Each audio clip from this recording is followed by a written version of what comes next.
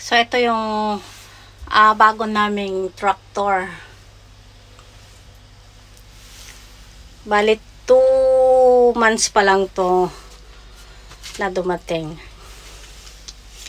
Ayan. So, pinakabitan na rin namin ng automatic steering. Puro pilot. Ayan. So, kailangan namin ng maraming tractor. Hindi kami mahirapan sa pagpalit ng mga machine para may mga kanya-kanyang sariling machine na gagamitin. So, ganyan po kahirap dito sa Hokkaido. Kailangan marami kang tractor at meron kaming 6 na traktor na lahat Kubota. Yan.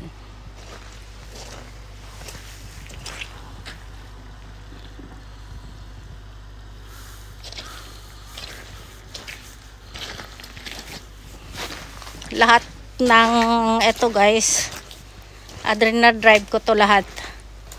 So ito yung magandang i-drive, yung pinakamalaking traktor. Ito. Ayan. Ang gulong. Mas mataas yung gulong kaysa sa akin. So, itong M7. Ganito naman ang loob ng M7 guys. Ayan. Pakita ko sa inyo. Itong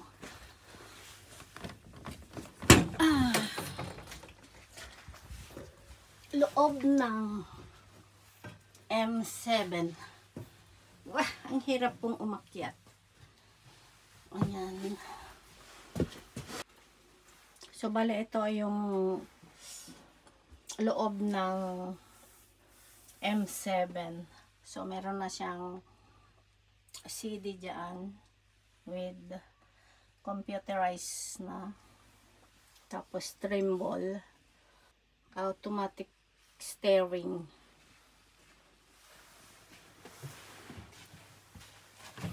Tapos dito naman sa kabila.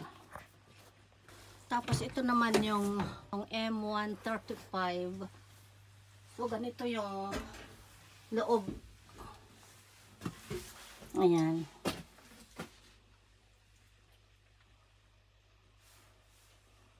So ganito din ang loob ng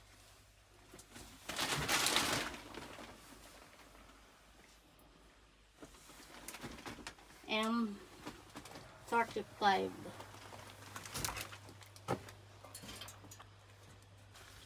Tapos itong 125 naman. Ayan, ganito din ang loob. Ayan, halos pare-parehas lang din. Tapos ito guys, trim ball din to.